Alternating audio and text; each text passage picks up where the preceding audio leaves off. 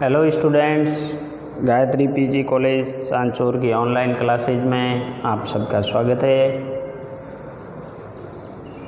आज BA final की economics geography में प्राकृतिक संसाधनों की भौतिक विशेषताओं का जो प्रभाव है उसके बारे में चर्चा करेंगे। मित्रों, संसाधनों का जो वर्गीकरण किया गया है मोटे तौर पर वो दो भागों में किया गया है, एक प्राकृतिक संसाधन और एक मानवीय संसाधन। प्राकृतिक संसाधनों की जो भौतिक विशेषताएं हैं उन भौतिक विशेषताओं का यानी क्या प्रभाव पड़ता है, अन्य तथ्यों पर क्या प्रभाव पड़ता है, अन्य फैक्टरों पर क्या प्रभाव पड़ता है। यदि भौतिक विशेषता के अंतर्गत कुछ निम्न तथ्य शामिल है जो ज़्यादा इन विशेषताओं का प्रभाव पड़ता है, उन तथ्यों के अंदर कुल संसाधन आधार एवं उनका परिणाम। कुल संसाधन आधार एवं परिणाम। प्राकृतिक संसाधन है, उसमें कुल संसाधनों का आधार क्या है और उसके उपयोग का रिजल्ट क्या है। दूसरा तथ्य ये है कि संसाधन आधार में बहुत सारी विविधताएं हैं, संसाधनों के अंदर विविधताएं हैं, एक जैसे संसाधन नहीं हैं। प्राकृतिक संसाधनों में बहुत सारी विविधताएं हैं। प्रत्येक संसाधन तत्व एवं पदार्थ की विशेषता और उनका परिणाम। प्रत्येक संसाधन जो पदार्थ है प्रत्येक की अलग विशेषताएं हैं। जैसे उदाहरण के तौर पर मिट्टी है, वो एक प्राकृतिक संसाधन है, तो उस तत्व की अलग विशेषताएं होती है, उसका उपयोग करके उसका एक अलग रिजल्ट निकलता है। वायु है तो उसका एक अलग विशेषताएं, उनका परिणाम होता है। जल है, चाहे वनस्पति है, चाहे खनिज है। तो इस प्रकार खनिजों के अंदर बहुत सारी विविधताएं होती है, उनके आधारों में विविधताएं होती है। प्राकृतिक संसाधनों के अंदर उनमें विशेषताओं के साथ साथ उसमें विविधताएं होती है और उनके परिणाम भी निकलते हैं। नेक्स्ट तथ्य यह है कि विभिन्न संसाधन तत्वों एवं पदार्थों का अंतर संबंध। जो अंतर संबंध है विभिन्न तत्वों और पदार्थों का, वो भी इन भौतिक विशेषताओं के प्रभाव में शामिल होता है। विभिन्न तत्वों, संसाधन के विभिन्न तत्व है और पदार्थ है, उनके बीच में कोरिलेशन रहता है और उसी से ही वह संसाधन एक मूल्यवान, उपयोगी और परिणामदायक सिद्ध होता है। संसाधन की भौगोलिक स्थिति एवं विशेषताएं। संसाधन की भौगोलिक स्थिति, प्रत्येक संसाधन है, चाहे जैसे खनिज संसाधन ले लो, खनिज की जैसे लौह संसाधन है, तो लौह ऐश क्या है कि उनकी एक स्थिति है, विश्व में कहाँ पाए जाते हैं, कितनी मात्रा में पाए जाते हैं, कौन से प्रकार में पाए जाते हैं, उनकी क्या विशेषता है। लौह ऐश का जैसे 4 टाइप है, उसमें हेमेटाइट, मैग्नेटाइट, सिंडेराइट, लिमोनाइट है। उसकी क्या विशेषता है कि सबसे उत्तम क्वालिटी का जो लौह अयस्क है वो कौन सा है, जो मैग्नेटाइट है। उसके बाद में हेमेटाइट, उसमें लौह अंश की मात्रा कितनी होती है। तो बहुत सारे जो भौगोलिक संसाधन है उनकी भौगोलिक स्थिति है, कहाँ पाए जाते हैं और उनकी विशेषताएं रहती है। और ये विशेषताएं प्राकृतिक संसाधनों की श्रेणी में आती है। किसी देश काल में मानव संस्कृति के विकास के आधारशिला प्राकृतिक संसाधन होते हैं। कोई भी देश के अंदर जो मानव संस्कृति का विकास होता है उसमें प्रमुख आधार क्या होते हैं? प्राकृतिक संसाधन होते हैं। जो प्रदेश और देश जितना ही प्राकृतिक संसाधनों से युक्त होगा वहाँ ज्ञान युक्त मनुष्यों को उतनी ही अधिक सांस्कृतिक प्रगति करने का सुअवसर प्राप्त होगा।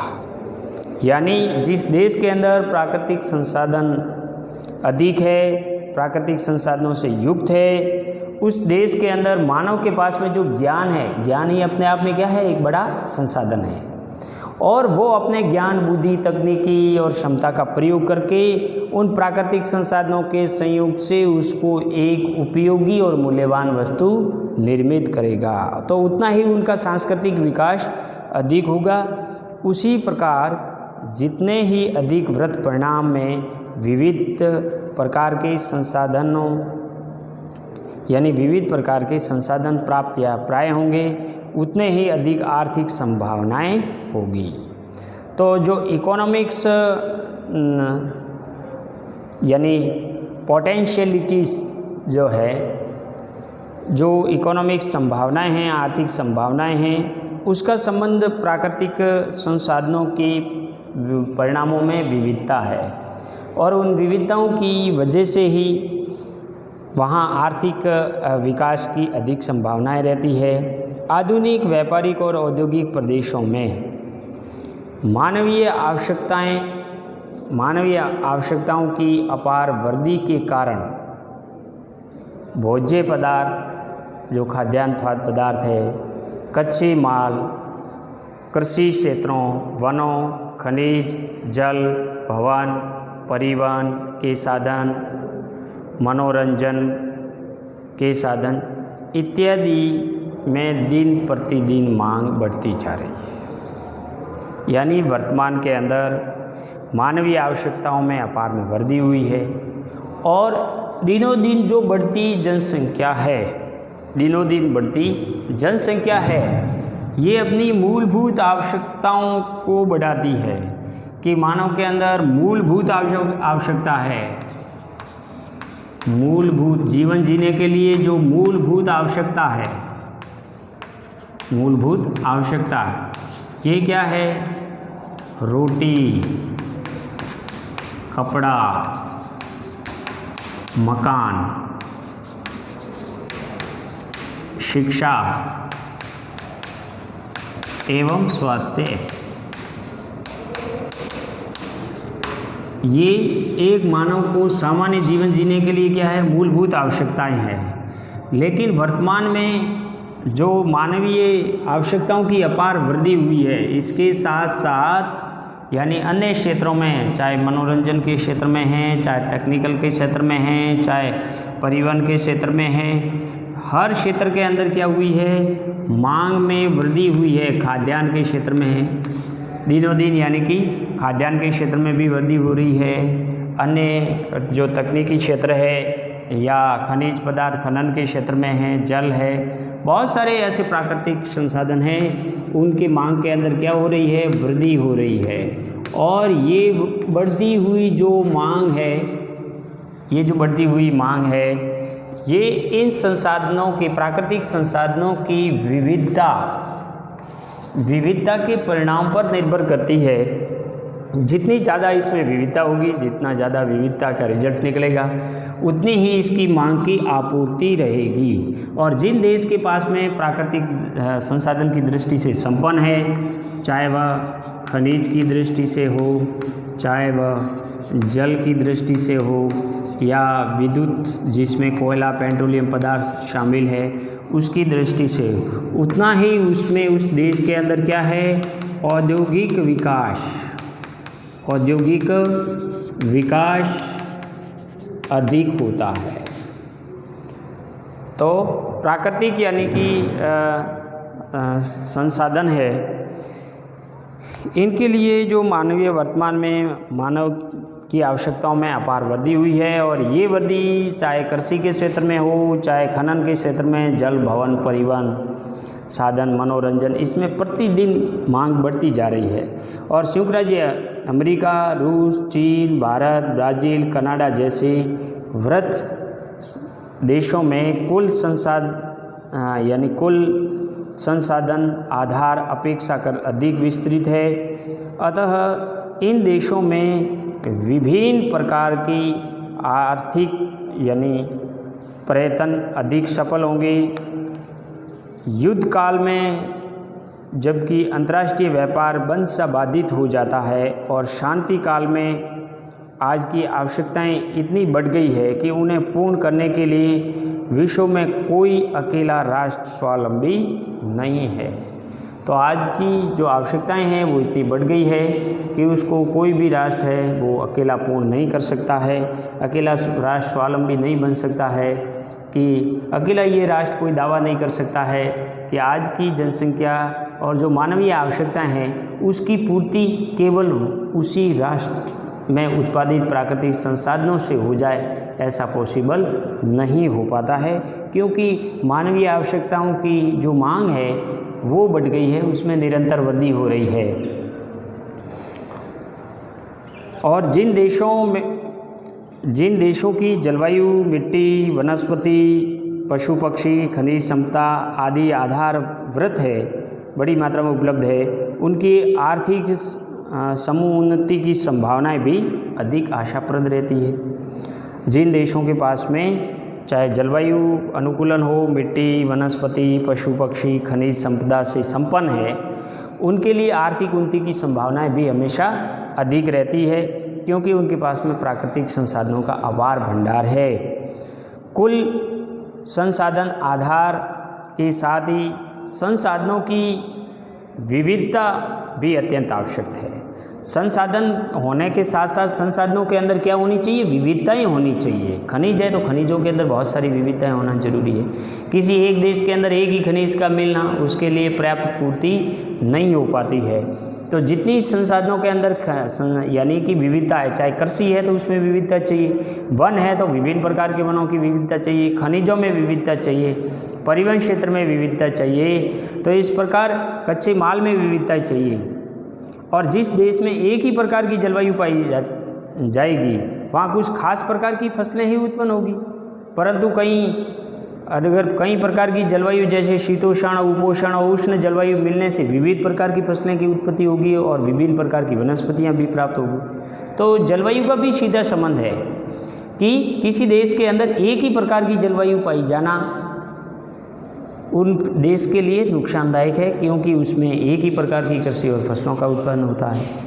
अगर किसी देश में शीतोष्ण, उष्ण और उपोष्ण जलवायु पाई जाती है तो विविध प्रकार की फसलें और वनस्पति का उत्पादन होगा। उसी प्रकार यदि किसी देश के अंदर एक ही प्रकार में केवल कोयला या विशिष्ट कोई खनिज प्राप्त है तो उस देश के अंदर जहां विविध प्रकार के खनिज जैसे कोयला, पेट्रोलियम, गैस, लो ऐश अन्य उपलब्ध है तो उनकी अपेक्षा उनकी औद्योगिक विकास की संभावनाएं कम होती है। किसी देश के अंदर यदि एक ही प्रकार का खनिज पाया जाता है, जैसे मान लीजिए कोयला पाया जाता है या लो ऐश पाया जाता है, और किन्हीं देश के अंदर खनिजों में विविधताएं हैं, अनेक प्रकार के खनिज पाए जाते हैं, तो एक देश के अंदर यानी कि एक ही प्रकार के पाए जाने वाले खनिज से उस देश का औद्योगिक विकास दूसरे देशों की अपेक्षा कम होगा, क्योंकि उनका जो औद्योगिक विकास, अंतर्राष्ट्रीय व्यापार वो एक ही खनिज पर निर्भर करेगा। नहीं तो किसी देश के अंदर यदि कोयला, प्राकृतिक गैस, पेट्रोलियम के भंडार, लो ऐश ये महत्वपूर्ण खनिज है, इनमें विविधताएं हैं, तो उनके लिए औद्योगिक विकास की संभावनाएं उतनी ही अधिक है। जैसे संयुक्त राज्य अमेरिका की बात करें तो वहाँ पेट्रोलियम पदार्थ भी मिलते हैं, प्राकृतिक गैस भी है, कोयला भी है और लो ऐश भी मिलता है, अन्य खनिज भी मिलते हैं। इससे उस देश का औद्योगिक विकास अधिक हुआ है। आज की प्रतिस्पर्धा अर्थतंत्र में विभिन्न पदार्थ या तत्वों की मांग आवश्यकता अनुसार घटती या बढ़ती रहती है और तीव्र प्राविधिक विकास के फलस्वरूप कुछ वस्तुएं जिनकी मांग आज अधिक है और कल हो सकता है ठप सी हो सकती है, यानी मांग में बढ़ोतरी हो सकती है, उनके स्थान पर दूसरी पदार्थ की मांग बढ़ सकती है। अतः प्रत्येक कालावधि में कुल संसाधनों के आधार में कुल संसाधन तत्वों का उनके परिणाम और समुचित भौगोलिक स्थिति के कारण सापेक्षिक महत्व भी अधिक रहता है। अतः विविध संसाधनों के पूर्णवृत्त देश जहाँ समुचित जनसंख्या और प्राविधिक ज्ञान की प्राप्ति और यह होते हैं वह निश्चय ही देश भाग्यशाली है। अगर किसी देश के अंदर संसाधनों में विविधता है और उस देश की समुचित जनसंख्या है, साथ ही साथ उस देश के अंदर ज्ञान, तकनीकी की दृष्टि से भी संपन्न है, तो वह देश हमेशा भाग्यशाली होगा और उनका आर्थिक विकास भी उतना ही अधिक होगा। जैसे संयुक्त राज्य अमेरिका, ब्राज़ील, कनाडा, चीन, रूस और भारत ये ऐसे देश हैं जिनमें प्राकृतिक संसाधनों की भी विविधताएं हैं। बहुत सारे प्रकार के प्राकृतिक संसाधन पाए जाते हैं, समुचित जनसंख्या है और ज्ञान और टेक्नोलॉजी का भी विकास है, जिससे औद्योगिक दृष्टि से ये राष्ट्र संपन्न है। अन्य कृषि की दृष्टि से कहो, खनिज उत्पादन की दृष्टि से कहो, परिवहन की दृष्टि से या खाद्यान्न उत्पादन की दृष्टि से बहुत सारे क्षेत्रों में ये देश संपन्न है, क्योंकि इनके अंदर विविध प्रकार के प्राकृतिक संसाधनों में विविधता है। अब यदि सांस्कृतिक संसाधनों का प्रभाव देखें, सांस्कृतिक संसाधनों का, तो विभिन्न प्राकृतिक तत्वों के उपयोग की संभावना वृत्त रूप से उनकी विशिष्ट पारस्परिक समष्टिगत विशेषताओं के द्वारा ही निर्धारित होती है, लेकिन चूँकि उसमें संसाधन मनुष्य उपयोगी के प्रसंग में ही निहित है, स्पष्ट है कि विभिन्न सांस्कृतिक तत्वों, प्राविधिकी, सामाजिक, आर्थिक, राजनीतिक संगठन आदि का विविध संसाधनों की संख्या, मूल्यांकन, शोषण, विकास की विधियों आदि में प्रमुख हाथ रहता है। यानी विभिन्न जो सांस्कृतिक तत्व है, जो सामाजिक मूल्य है, जो व्यक्तिगत मूल्य है, जो सामाजिक, आर्थिक और राजनीतिक जो संगठन है, उनका विभिन्न प्राकृतिक संसाधनों की जो संख्याएं हैं, विविधताएं हैं, उनके मूल्य हैं, उनके विकास है, शोषण है, विद्या है, उसमें बहुत बड़ा रोल होता है। आर्थिक विकास हेतु नियोजित परिप्रेक्ष्य में मानवीय तत्व का प्रमुख हाथ रहता है, क्योंकि मानवीय तत्व ही विभिन्न प्रकार के प्राकृतिक संसाधनों के लिए आधार माना जाता है। और ऐसी स्थिति में मानवीय तत्व विभिन्न साधनों के प्रमुख शोषण और विकास संबंधी वरीयता निर्धारित करते हैं। किसी भी देश में कुल जनसंख्या, इस देश की कुल जनसंख्या, उसका जीवन स्तर और भौतिक और सामाजिक आवश्यकताएं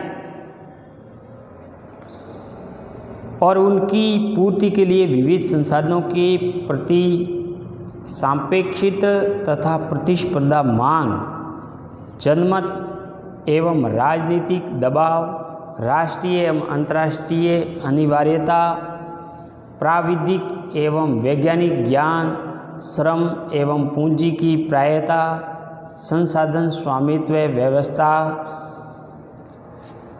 सरकारी नीतियां एवं योजना आदि प्रमुख कारक है, जो इसीलिए संसाधन यानी कि अधिक संसाधन मानव में है, न कि भूमि में है। तो प्राकृतिक संसाधनों की जो विविधताएं हैं, उन प्राकृतिक संसाधनों का पर जो प्रभाव है वो सबसे ज़्यादा मानवीय तत्व का है। और विभिन्न जो मानवीय तत्व है, जो संसाधनों के विकास संबंधित हो, शोषण संबंधित हो, वरीयता निर्धारित करते हैं। और किसी भी देश की जो कुल जनसंख्या कितनी है, जीवन स्तर, भौतिक सामाजिक आवश्यकताएं पूर्ति उनकी, और विविध प्रतिस्पर्धाएं, जनमत, राजनीतिक, राष्ट्रीय अंतर्राष्ट्रीय आवश्यकताएं, प्राविधिक ज्ञान, वैज्ञानिक ज्ञान, तकनीकी पूंजी प्रायता, ये स्वामित्व यानी संसाधन स्वामित्व, सरकारी नीतियाँ, योजना, ये किसी भी देश काल के अंदर एक प्राकृतिक संसाधनों के द्वारा सांस्कृतिक विकास का प्रमुख आधार माना जाता है। किसी देश के आर्थिक और सामाजिक और सांस्कृतिक विकास के प्रमुख आधार माने जाते हैं। इसके साथ ही समुचित मानवीय और प्राकृतिक जो कारण है, समुचित मानवीय और प्राकृतिक कारण है कि प्राकृतिक तत्वों के अंतर्गत के फलस्वरूप संस्कृति का विकास होता है। भौतिक दृष्टि से समुचित संसाधन भी किसी देश काल में समाज की इच्छा और क्षमता के अभाव में अविकसित रह सकता है। भाई प्राकृतिक संसाधनों के अंतर संबंध से संस्कृति का तो विकास होता है, लेकिन भौतिक दृष्टि से देखें तो किसी संसाधन का किसी देश समाज में इच्छा या क्षमता के अभाव में उसका विकास कम होता है या अविकसित रह जाता है। और वास्तव में अर्थ में संसाधन ही यानी वास्तविक अर्थ में संसाधन ही नहीं कहा जा सकता। कृषि योग्य अच्छी भूमि भी परती पड़ सकती है। वैसे ही कोयला लाखों वर्षों तक व्यर्थ सी खाली चीज़ के रूप में पड़ा रह सकता है। और अतः प्राकृतिक और मानवीय तत्वों के समुचित अंतर संबंध संसाधनों के विकास के लिए आवश्यक है। यानी प्राकृतिक और मानवीय तत्वों के समुचित अंतर संबंध है, उसी से ही संसाधनों का विकास हो सकता है।